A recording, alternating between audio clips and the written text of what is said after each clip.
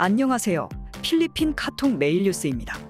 2023년 1월 7일 필리핀 카톡 메일 뉴스를 전하겠습니다. 첫 번째 뉴스입니다. 봉봉 마르코스 주니어 대통령은 블랙 나사렛 축제일에 맞춰 마닐라시의 1월 9일을 스페셜 러너킹 데이로 선포했습니다. 다음 뉴스입니다.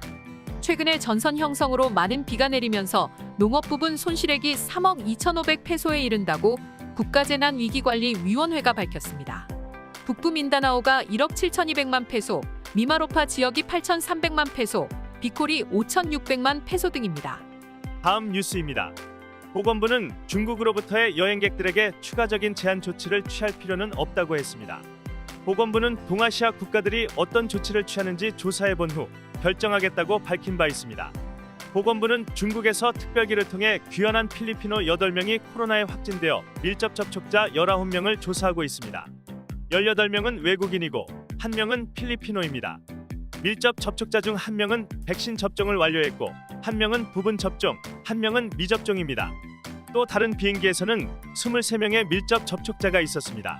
16명은 외국인, 7명은 필리피노입니다. 모두 백신 접종을 완료했고 증상은 없습니다.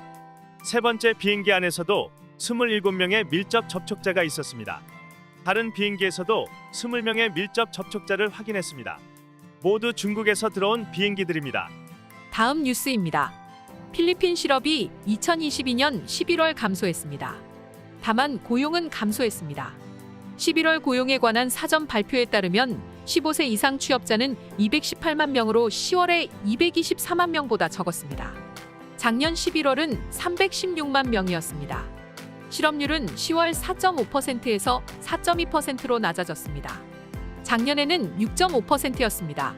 11월 실업률로는 2005년 이후 가장 낮은 수치입니다.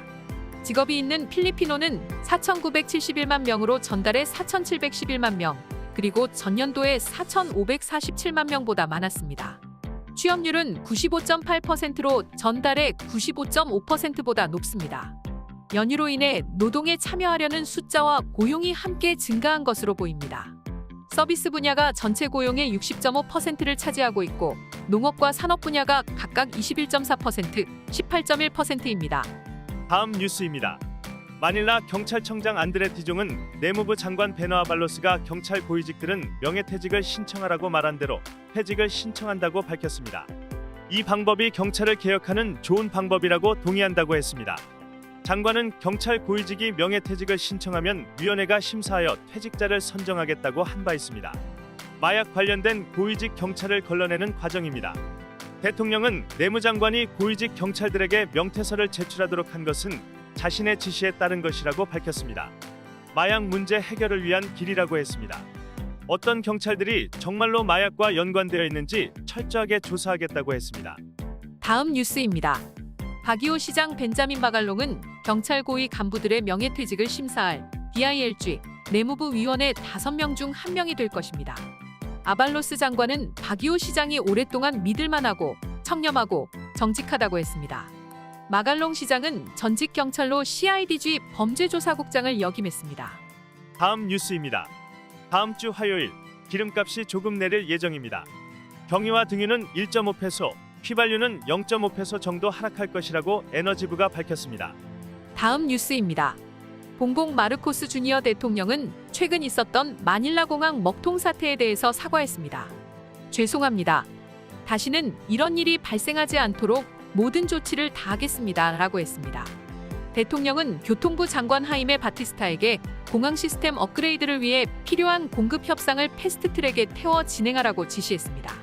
그리고 백업 시스템을 갖춰서 이런 일이 재발해도 몇 시간씩 걸리지 않고 바로 복구될 수 있도록 하라고 지시했습니다. 다음 뉴스입니다. 에너지부는 메트로 마닐라 지역의 진도 7.2의 대지진이 발생할 때에도 안정적으로 전기를 공급할 수 있는 길을 준비하고 있습니다. 국가에너지 위기 계획 NECP를 발족했습니다. 전기가 가장 필요한 시설들에 대한 우선순위를 정하고 이를 할당 분배하는 일을 계획하게 됩니다. 다음 뉴스입니다. 라스피냐스 지방법원은 지저스 크리스핀 레물라 법무장관의 아들 후아니토 레물라 3세를 석방했습니다. 그는 지난 10월 11일 마닐라 공항에서 마리화나 소지로 체포되어 기소되어 있었습니다. 법원은 피고가 전달받아 소지하고 있던 소포에 마리화나가 포함되어 있었다는 것을 인지하고 있었다는 것을 합리적으로 의심할 수 있다고 했습니다. 그러면서 배송 중인 소포를 수령한 것만으로도 수령인이 불법적 행위에 연루되었다고 볼 수 없다고 했습니다. 그리고 검사는 피고가 이것을 마리화나로 인식하고 있다는 것을 증명하지 못했다고 했습니다.